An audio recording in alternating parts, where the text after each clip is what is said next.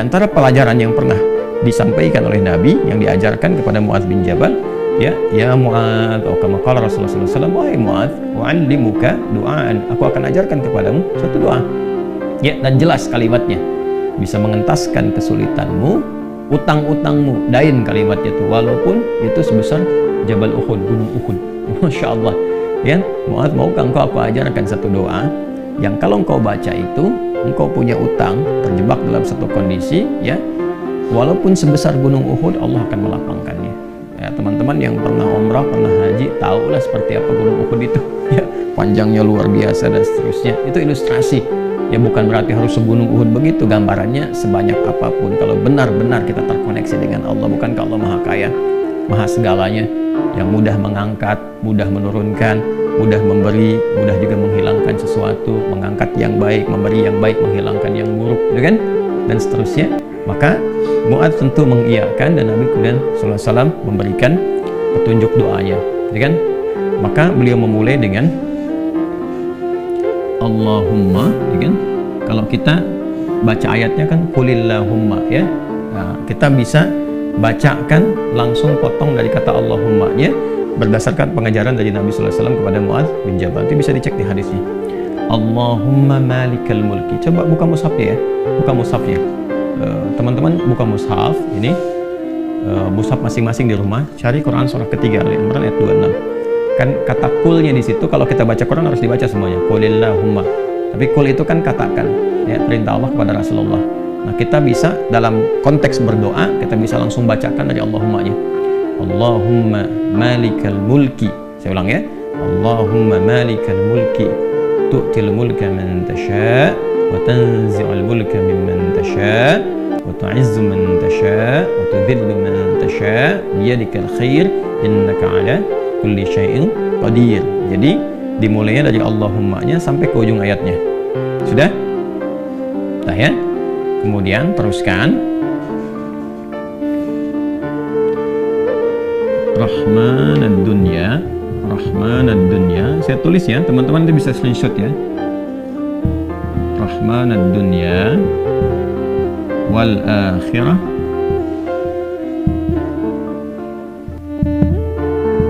Rahmanad dunya wal akhirah wa rahimahuma warahimahuma. Teruskan. Jadi begitu selesai yang Ali Imran 26-nya, ya, kita baca dari Allahumma-nya. Allahumma malikal mulki tu'til mulka man tasha' wa tanzi'ul mulka mimman tasha' wa tu'izzu man tasha' wa tudhillu man tasha' biyadikal khair innaka 'ala kulli syai'in qadir. Rahmanad dunya wal akhirah wa rahimahuma. Jelas, ya? Tu'ti hima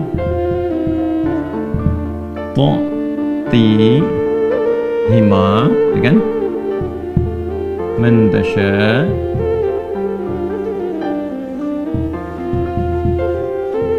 nah, wa tamna'u minhuma man tasha.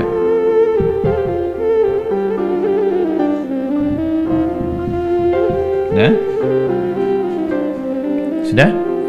Rahmanad dunya wal akhirah wa rahimahuma. Asalnya ya Rahman, ya Rahmanad dunya wal akhirah. Karena kita ingin cepat. Biasanya kan orang memohon tuh kalau punya utang pengen cepat dilepaskan, kan? Maka caranya biasanya dilepaskan huruf ya-nya dan menunjukkan ini fathah untuk menunjukkan ada ya sebelumnya. Asalnya ya Rahmanad dunya wal akhirah. Kita percepat supaya kita minta sesuatu dipercepat. Rahmanad dunya wal akhirah wa rahimahuma tu'tihima man tasha' wa tamna'u minhuma, ya kan? Man tasha'. Allahumma malikal mulki tu'til mulka man tasha'.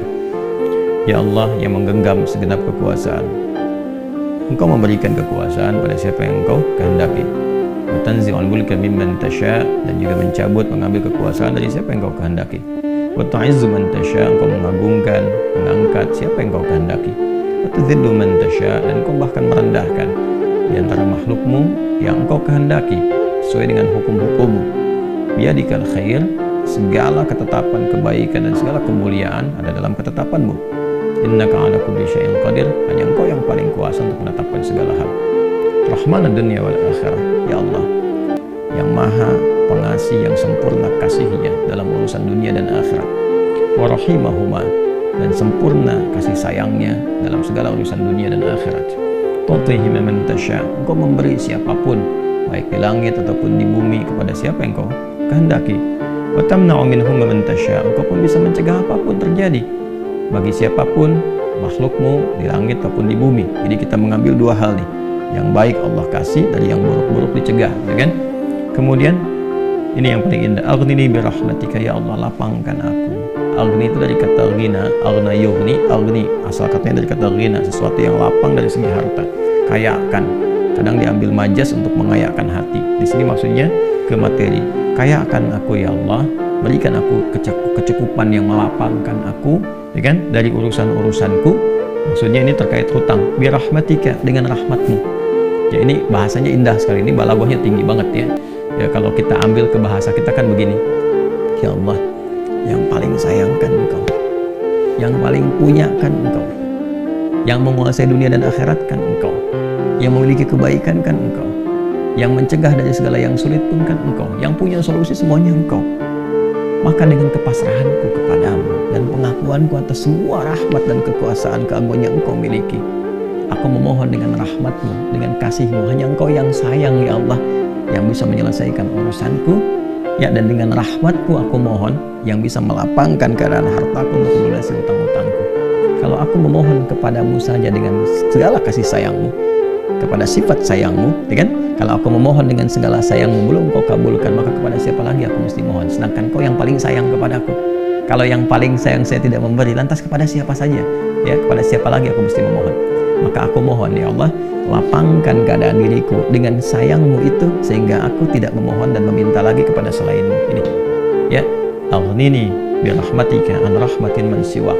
Ya Allah, semua orang sudah mengatakan gak bisa, ini gak mungkin, ini gak mau, itu tidak. Maka aku mohon kepada yang paling sayang kepada aku. Kalau kepada yang paling sayang saya belum dikabulkan, lantas kepada siapa lagi aku mesti meminta?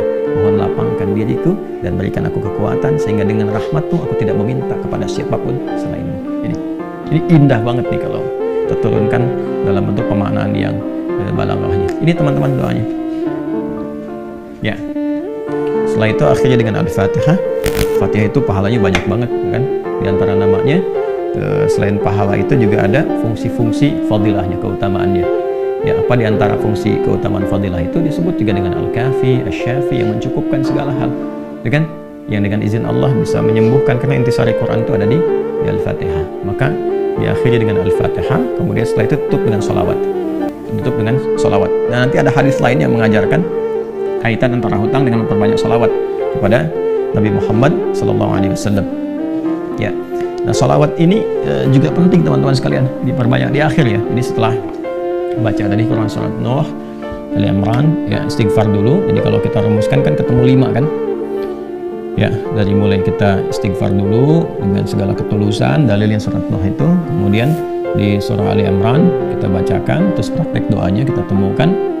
Setelah itu Al-Fatihah, setelah itu kemudian salawat kepada Nabi Sallallahu Alaihi Wasallam. Jadi di hadis lain ada seseorang yang diajarkan oleh Nabi Sallallahu Alaihi Wasallam untuk memanfaatkan, nah ini dia, kapan waktu, di pertengahan malamnya, ya, untuk memanfaatkan pertengahan malam itu terkait dengan utang piutang juga. Nah, lalu dia berkata, apa yang harus kami lakukan ya Rasulullah? Yang perbanyak gitu kan, ibadah kepada Allah. Lalu diajarkanlah salawat. Aku akan mengambil, kata orang itu, sepertiganya, kata Nabi, itu baik. Kemudian kalau bisa tambah, aku akan mengambil 2/3-nya, kata Nabi, kalau itu baik.